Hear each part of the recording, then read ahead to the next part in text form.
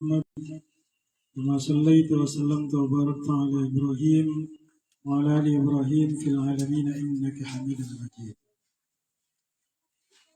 وقال رسول الله وقال الله تعالى في كتابه الكريم: أعوذ بالله من الشيطان الرجيم، بسم الله الرحمن الرحيم. قل إن الموت الذي تفرون منه فإنه ملاقيكم ثم تردون إلى عالم الغيب والشهادة فينبئكم بما كنتم تعملون. قال أيضا: كل نفس ذائقة الموت وإنما توفون أجوركم يوم القيامة ومن زحزح عن النار وأدخل الجنة فقد فاز. وقال رسول الله صلى الله عليه وسلم في حديثه: أكثروا ذكر هادم اللذات وهو الموت. صدق الله العظيم وصدق رسوله الكريم ونحن على ذلك من الشاهدين والشاكرين والحمد لله رب العالمين. Pertama dan utama, mari kita panjatkan bersyukur kepada Allah Subhanahu wa taala atas karunia nikmat berupa umur, kesehatan, kesempatan, sehingga pada malam hari ini, di malam yang ketiga ini, kita dapat berkumpul di tempat ini, di tenda duka ini, dalam rangka mengambil pelajaran hikmah dari peristiwa kematian yang dialami oleh ibunda tercinta di rumah ini. Dan insya Allah mudah-mudahan dengan peristiwa kematian ini kita disuruh oleh Allah Subhanahu wa taala, diperintahkan oleh Allah Subhanahu wa taala yang dibacakan ayatnya tadi, dha'iqatul maut, merasakan kematian. Kalau ibunda tercinta yang sudah pergi ini malam ketiga tidak bersama kita, maka kita yang hidup ini, anak-anaknya, cucu-cucunya, saudara-saudaranya, tetangga kiri kanannya, keluarganya, itu disuruh untuk merasakan bagaimana kematian itu. Maka insya Allah, teman-teman sekalian rahmati Allah Subhanahu wa taala, majelis tazkiratul maut yang dimuliakan Allah Subhanahu wa taala, mudah-mudahan berkumpulnya kita di sini ini adalah salah satu bentuk bagaimana kita merasakan kematian. Berkumpulnya kita di sini ini dalam majelis tazkiratul maut, mengingat-ingat akan kematian, sebagaimana Rasulullah SAW mengingatkan kepada kita memperbanyak mengingat akan pemutus kelezatan, yaitu kematian. Maka insya Allah mudah-mudahan pertama kita menjadi hamba-hamba Allah yang selalu bersyukur kepada nikmat Allah, yaitu nikmat umur. Yang nikmat ini tidak lagi didapatkan oleh kita punya orang tua, almarhumah ibunda kita dulu. Yang kedua, bahwa berkumpulnya kita di sini ini adalah untuk mengingat-ingat bahwa satu ketika nanti kita juga akan bernasib sama dengan ibunda tercinta, orang tua tercinta kita yang telah mendahului kita. Lalu kemudian kita mempersiapkan diri. Yang ketiga adalah mempersiapkan diri untuk menghadapi kematian itu. Bapak sekalian rahmati Allah Subhanahu wa taala. Yang kedua, kita memanjatkan atau kita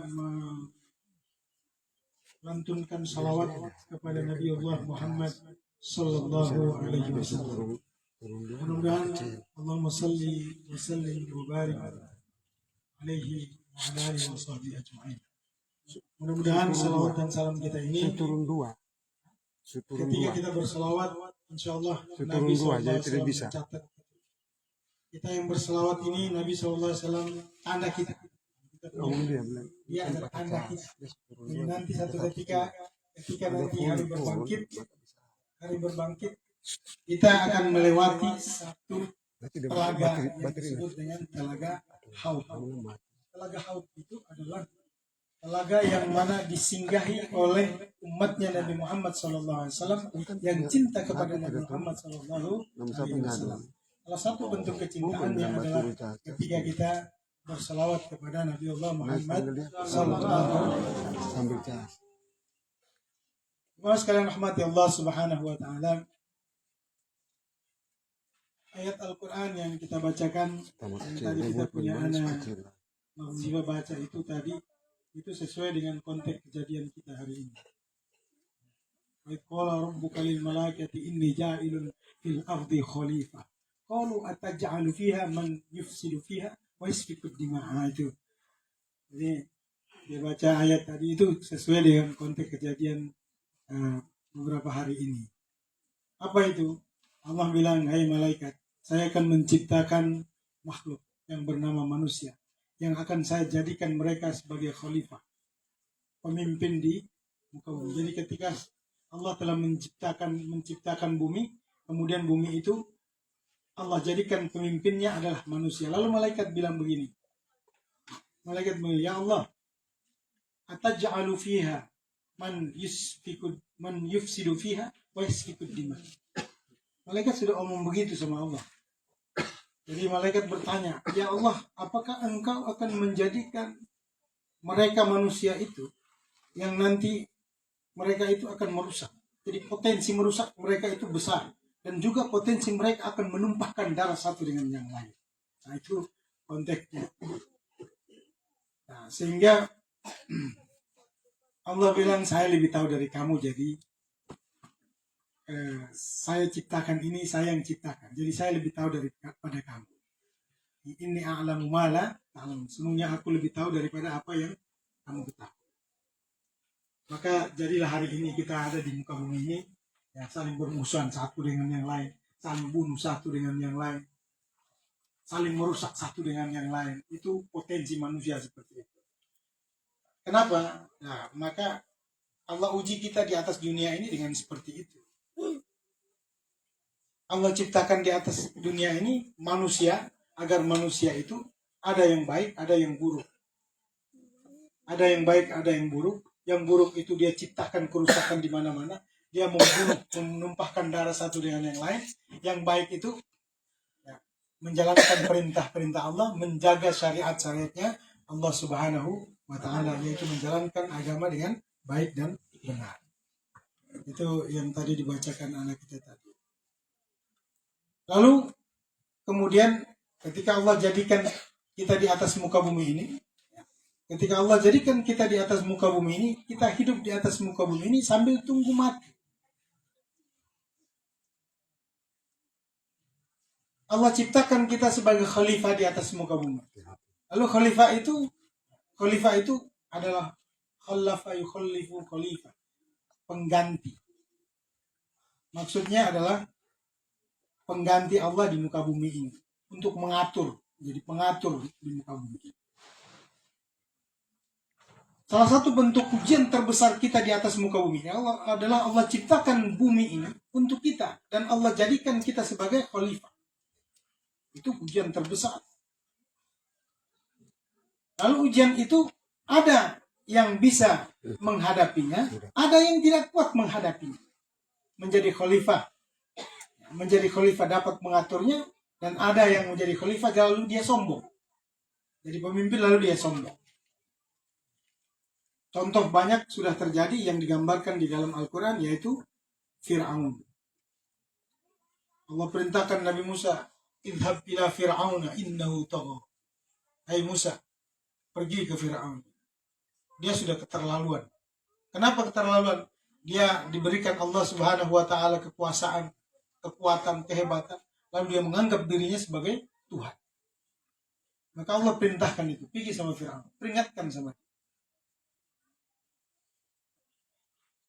Lalu kelompok berikutnya adalah kita, orang-orang yang menjalankan perintah Allah dengan baik dan benar. Sesuai dengan apa? Sesuai dengan apa yang disertakan oleh Allah Subhanahu wa ta'ala dengan Rasul, para Rasul. Dan terakhir adalah Rasulullah Muhammad SAW, yaitu Al-Quran. Nah, kemudian di dalam Al-Quran itu dia mengajarkan kepada kita, Qul innal mautal ladzi tafirruna minhu fa innahu mulaqikum thumma turadduna ila alimil ghaibi wasyahadah fa yunabbi'ukum bima kuntum ta'malun. Jadi manusia yang hidup di atas dunia ini lalu diberikan kekuasaan, lalu ada yang sadar dengan kekuasaan itu, maka dia gunakan kekuasaan itu untuk kebaikan. Tapi ada yang tidak sadar dengan kekuasaan itu, maka dia gunakan untuk keburukan. Untuk memperkaya dirinya sendiri, untuk menjadikan dirinya terkenal di mana-mana. Lalu dia lupa. Diri. Lalu kemudian dia lupa bahwa dia akan mati. Lalu kemudian dia lari dari kematian itu. Maka Allah ingatkan, Qul innal mautal ladzi tafirruna minhu. Katakan wahai Muhammad bahwa sesungguhnya kematian yang kamu lari daripadanya itu fa innahu mulaqikum. Dia akan bertemu dengan kamu. Kamu mau pergi di ujung dunia manapun, di lubang batu manapun, di pohon besar manapun, di gedung tinggi yang manapun, atau tersembunyi bagaimanapun, fa innahu mulaqikum. Dia akan bertemu dengan kamu cepat atau lambat sesuai dengan waktu yang ditentukan oleh Allah Subhanahu wa taala. Fa innahu mulaqikum. Lalu kemudian thumma turadduna ila alimil ghaibi wasyahadah. Lalu kemudian setelah dia ketemu dengan kamu, dia ambil kamu. Angkat naik, mati. Mati, kubur. Tapi setelah kubur itu, kita tidak langsung mati begitu saja.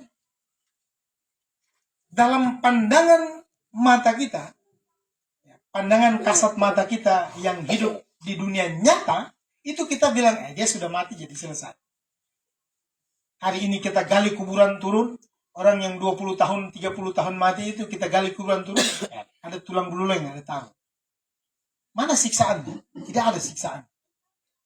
Itu pandangan kita di dunia nyata. Tapi Allah mengatakan tidak.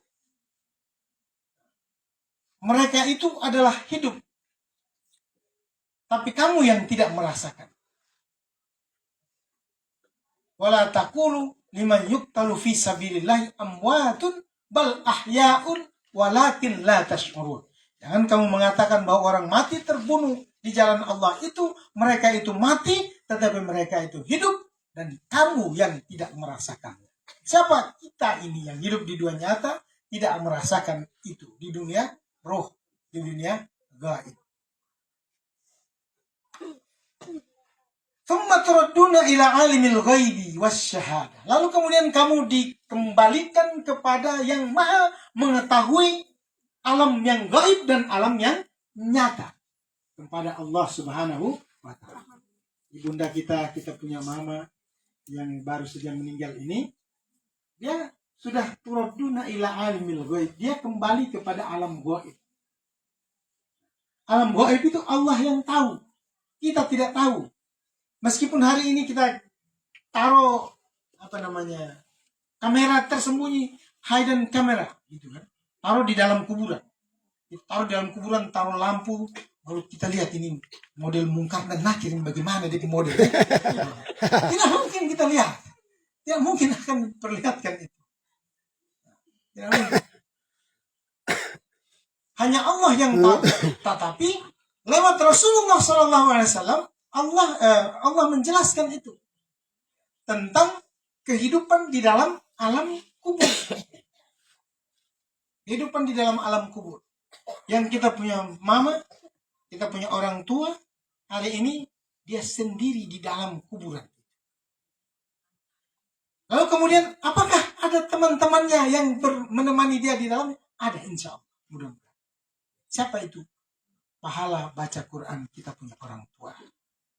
Kita mama ini mudah-mudahan baca Qurannya itu pahalanya akan menemani dia di dalam kuburan. Kenapa? Karena kuburan selalu ingatkan kepada kita bahwa kuburan mengatakan ana baitul wahdah.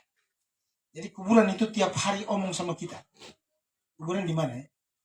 Kuburan ada di Kilai sana. Ya. Sebenarnya kalau kita lewat itu, orang ada kasih tahu bilang, manusia, dengarkan. Saya ini adalah tempat di mana orang sendiri di dalamnya. Itu kuburan ada kasih tahu kita begitu.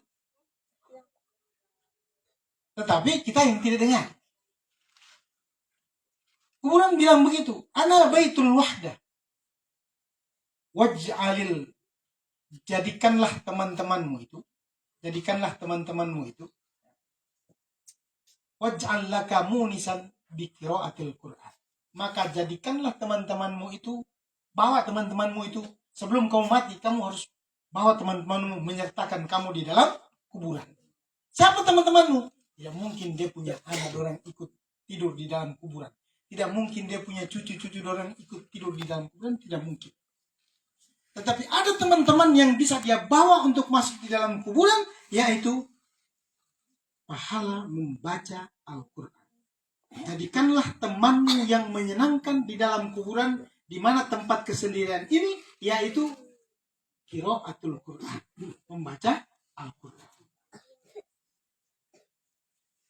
Maka itu persiapan kita untuk menghadapi kematian dan untuk masuk ke dalam kuburan pos pertama kita. Sebelum kita dibangkit oleh Allah Subhanahu wa Ta'ala nanti. Maka Al-Quran yang kita baca, kita anak-anak orang insya Allah, alhamdulillah sudah baca ini malam ketiga tuh. Malam ketiga sudah khatam. Insya Allah sudah khatam ya. Sudah khatam. Kita anak-anak orang baca Quran. Kalau begitu, kalau bisa, bapak-bapak juga ikut. Bapak-bapak juga ikut. Sebab Rasulullah SAW dalam pahala baca Quran ini, Rasulullah bilang, man syagola, barang siapa yang disibukkan zikri, dengan berzikir, membaca Al-Quran, an mas'alati, karena masalah dia zikir membaca Quran, sehingga dia lupa baca doa. Lupa doa. Jadi kalau kita begini, kita manusiawi. Tentu kalau disuruh Allah, kamu mau doa apa? Kita mau doa minta rumah mewah. Kita mau, itu manusiawi. Tidak mungkin tidak ada orang yang mau, tidak mau itu.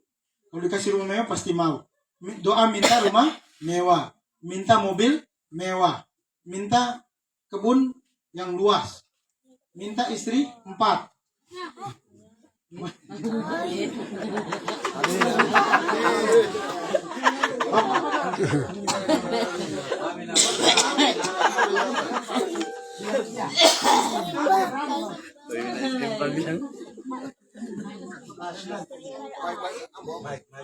Kalau diminta kesukaan,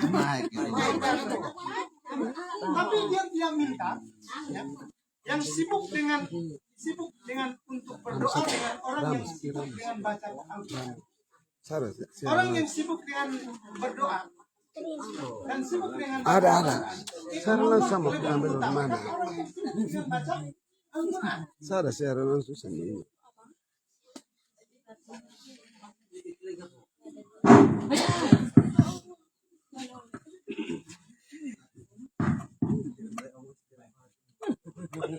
Allah lebih mengutamakan orang yang sibuk dengan membaca Al-Quran hingga dia lupa sibuk minta rumah mewah, minta istri 4, minta uang banyak, dan sebagainya.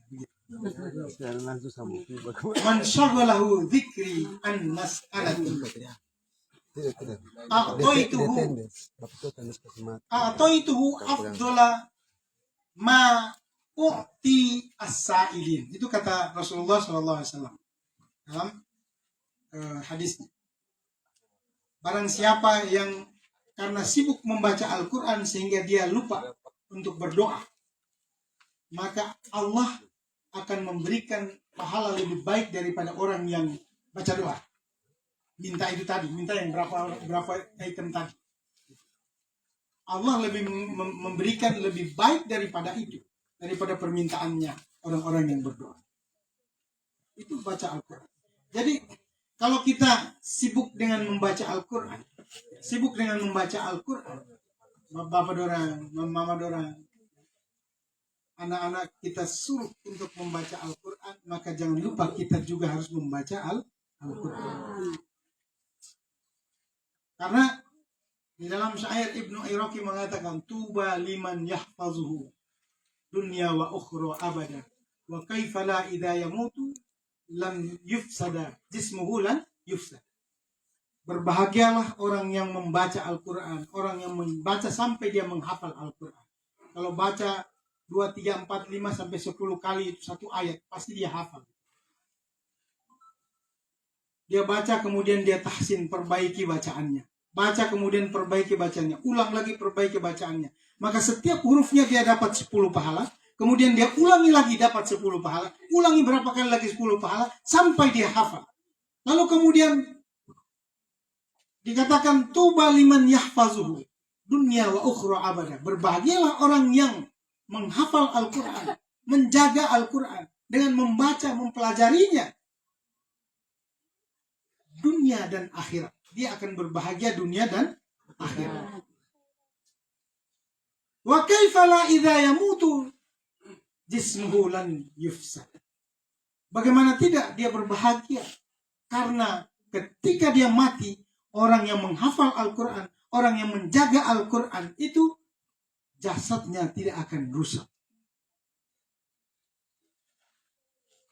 Maka banyak sekali keutamaan-keutamaan Al-Quran yang untuk kita yang masih hidup ini, kita jadikan persiapan kita untuk menghadapi kematian itu. Jadi mulai hari ini, mulai sekarang, kita sempatkan diri kita untuk membaca Al-Quran. Itu saya belum bisa baca nih. Baca. Alif, ba, ta itu juga mulai baca. Dari huruf per huruf. Kalau belum bisa baca, belajar Iqra dulu. Belajar Iqra sekarang itu cepat. Belajar cepat membaca. Lain dengan kita orang tua dulu kan. Belajarnya alif kata a, alif kasro i, alif doma u, a, i, u. Alif kata tain an, alif kasro, tain in, alif doma tain un, an, in, un. Anakum, bunakum, bainakum, binakum. Itu metode namanya, dulu metode itu metode namanya metode Baghdadi. Sekarang sudah oleh Kiai Haji As'ad Humam itu menemukan namanya metode Iqra. Lalu kemudian berkembang berikutnya ada metode Al-Barqi, metode banyak sekali metode Al-Quran, metode cara cepat membaca Al-Quran. Banyak sekali. Untuk apa? Untuk kita juga mempelajari, membaca Al-Quran. Kita sibukkan diri kita untuk membaca Al-Quran. Insya Allah berkahnya Al-Quran itu menjadikan rumah kita pertama. Menjadikan hati kita dulu tenang. Setelah hati kita tenang, kita keluarga kita ajarkan. Kita biasakan untuk membaca Al-Quran. Tenang semuanya. Kampung kita jadikan, alhamdulillah anak-anak tadi banyak sekali anak-anak yang baca Al-Quran. Insya Allah kampung jadi tenang. Itu sudah pasti itu. Anak-anak, bapak-bapaknya, mama-mamanya disibukkan untuk belajar Al-Quran. Insya Allah kampung tenang. Tidak suka berkelahi-berkelahi. Insya Allah. Karena ada Al-Quran di situ. Bapak sekalian rahmati Allah Subhanahu wa Ta'ala. Maka setiap kita ini pasti akan disuruh untuk merasakan kematian itu dengan kematian orang tua kita ini, dengan kematian saudara-saudara kita, dengan kematian tetangga kita. Kematian-kematian itu kita ambil pelajaran. Bagaimana merasakan? Kalau kita sudah mati itu, mata ada tapi tidak bisa lihat mulut ada tapi tidak bisa omong. Tidak ada orang mati antar pergi di kuburan, dia bangun, dia, kamu salah jalan. Itu jalannya harus ke sana. Tapi dia bangun, dia bilang, jalannya menuju ke itu bahaya. Mulut ada tapi sudah tidak bisa ngomong. Kaki ada tapi sudah tidak bisa berjalan. Itu kita disuruh untuk merasakan kematian. Mengambil pelajaran dari kematian itu, insya Allah mudah-mudahan kita dapat mempersiapkan diri kita lebih baik lagi untuk menghadapi kematian yang pasti akan menjemput kita. Maka kita disuruh untuk beramal soleh. Beramal soleh. Amalan-amalan kita itu akan nanti dihisab, dihitung. Lebih baik, lebih banyak amalan yang baik atau amalan yang buruk. Kalau amalan yang banyak, amalan yang baik, insya Allah mudah-mudahan masuk surga. Amalan yang buruk, buruknya itu dibakar dulu. Setelah bersih baru kita masuk surga. mendapatkan ganjarannya. Jadi Bapak-Bapak sekalian rahmati Allah Subhanahu wa taala, ada kelompok yang nanti faman zuhziha 'anil nar. Zuhziha 'anil nar itu mereka yang dihindarkan dari siksaan api neraka jahanam. Wa udkhilal jannah, dan mereka dimasukkan ke dalam surga, maka mereka termasuk orang-orang yang faqad faz. Mereka orang-orang yang menang. Allah jadikan kita di atas muka bumi ini sebagai khalifah. Allah jadikan kita di atas muka bumi ini juga sebagai ujian. Dalam menjalankan ujian kita, maka setiap ada ujian pasti ada orang yang menang atau kalah. Maka kita diminta untuk menjadi orang yang dijauhkan dari api neraka. Mereka itulah faqad faz, orang yang menang. Orang yang menang dalam kehidupan. Mudah-mudahan Bapak-Bapak sekalian rahmati Allah Subhanahu wa taala. Yang pertama, kita punya orang tua ibunda yang baru saja meninggal ini, mudah-mudahan dia diberikan Allah Subhanahu wa taala tempat yang sebaik-baiknya, kemudian diampuni dosa-dosanya. Amin ya rabbal alamin. Allahumma ighfir laha warhamha wa'afiha wa'fu anha wa akrim nuzulaha wa wassi' madkhalaha waj'alil jannata mathwaha. Dan juga berikutnya anak-anak, saya punya saudara-saudara yang ada di rumah ini, ya, kakak adik yang ada di rumah ini, mudah-mudahan jangan pernah bosan-bosan setiap saat, setiap waktu, selalu angkat tangan, berdoa kepada Allah, Allahumma ighfir laha warhamha wa'afiha wa'fu anha. Atau ketika kita berdoa, Allahumma ighfirli wa liwalidayya warhamhuma kama rabbayani. Itu yang dibutuhkan orang tua kita yang sudah meninggal. Orang tua tidak membutuhkan pangkat kita. Orang tua tidak membutuhkan uang kita. Orang tua juga tidak membutuhkan makanan kita. Kita kirim apapun, mereka tidak akan membutuhkan. Mereka hanya membutuhkan doa anak soleh yang selalu mengatakan Allahumma gfirli wali walidayya. Ya Allah, ya Tuhanku, ampunilah aku dan ampunilah kedua orang tuaku. Warhamhuma, kasihilah mereka berdua.